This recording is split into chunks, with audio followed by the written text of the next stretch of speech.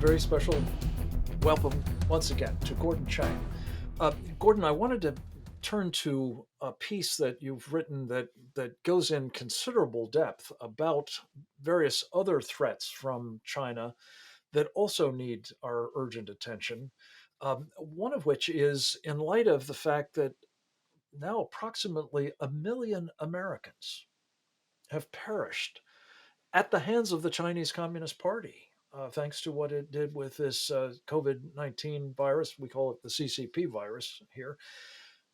Give us a quick assessment of what that not only suggests about this regime in Beijing, but also perhaps its intentions to use such weapons, as Jeff Nyquist talked with us about yesterday, to depopulate the United States and perhaps colonize it.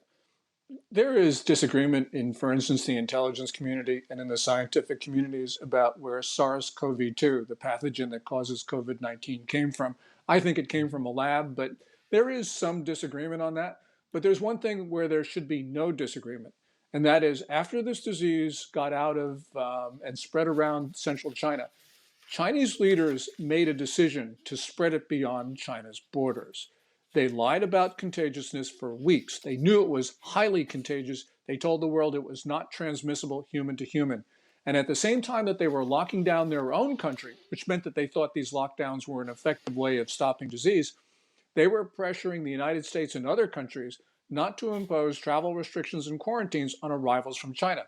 Now, you put those two things together, and by the way, Frank, there's more, but you just put just those two things together, it shows that Chinese leaders deliberately wanted to spread this disease to the four corners of the earth. That means that, for instance, the nearly 1 million Americans who have perished from COVID-19, according to Johns Hopkins, each one of those deaths is a murder. The reason why this is important, as you point out, is because China is developing civilization killers. These are specific ethnic genetic attacks, to use the phrase of Chinese military researchers.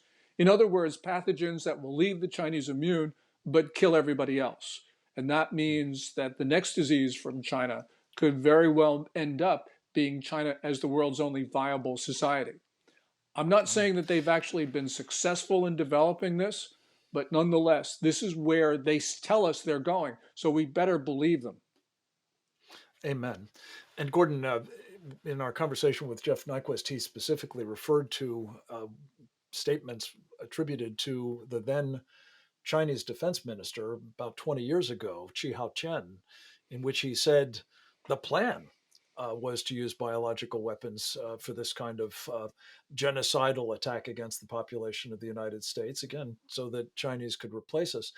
And I just want to say the thing that is attractive from the point of view of Xi Jinping, presumably, about such an approach is that unlike the use of nuclear weapons, which would leave a radioactive wasteland in this country of ours, biological warfare might leave a lot of dead people, but the infrastructure might be left intact, making all the more credible, I'm afraid, their pursuit of this idea. So this brings us to the thrust of your piece at Gatestone about what to do about China. And Gordon, I know you've given a lot of thought to this and you lay it out very well in this piece, which I commend everybody at gatestoneinstitute.org, I believe it is.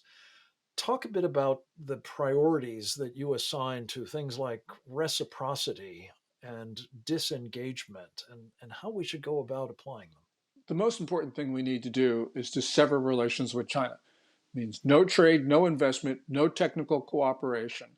And I know that this sounds drastic to many people, but our society is being overwhelmed by China's Communist Party, and they use every point of contact to destroy us.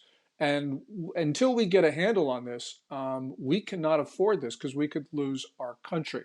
So this is now actually gone beyond the whole issue of reciprocity. I do believe in reciprocity, of course, but I believe that as an urgent matter, we need to end our relations with China. This is going to be very difficult for us. People are going to say this is dangerous, but after 3 decades of truly misguided China policy, perhaps the biggest mistake in America's history, we could very well lose our country. And we're on the road to that very quickly, Frank. So we must do something, right. and we must do it now. Amen. You place special emphasis on ending trade. And I thought you had a very interesting point in that regard, Gordon. You talked about putting in tariffs that would be at such a high rate that they'd make, Donald Trump's look like, the best day China ever had. But your argument is that we can do that because, as a practical matter, with the supply chains from China being at least impacted by things like the lockdowns in Shanghai, if not deliberate Chinese government policy, um, we don't have much to give up in terms of this kind of trade.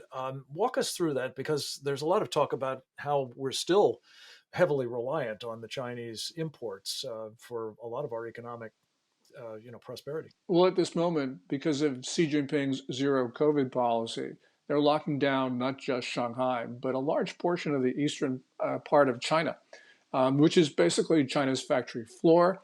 When you look at the maps of the ships that are waiting to be loaded or at Chinese ports, it really means that this is going to show up in the United States, as it has in the past. So what we really need to do is to onshore our factories. We can bring them back to the United States, and in an age of automation, we do have a lot of advantages in manufacturing, which we have not fully exploited. Also, we can get factories to move to Central America, ones that might not come back to the US. They might want to go to a lower cost jurisdiction. We should be encouraging them to go to Central America, because that would, for instance, relieve pressure on our southern border. Um, because the migrants who are now coming across are not from Mexico, they are actually from the Northern Triangle. So these are things that we can do. First of all, it would make sure that we are more resilient. It means we would not be supporting an enemy.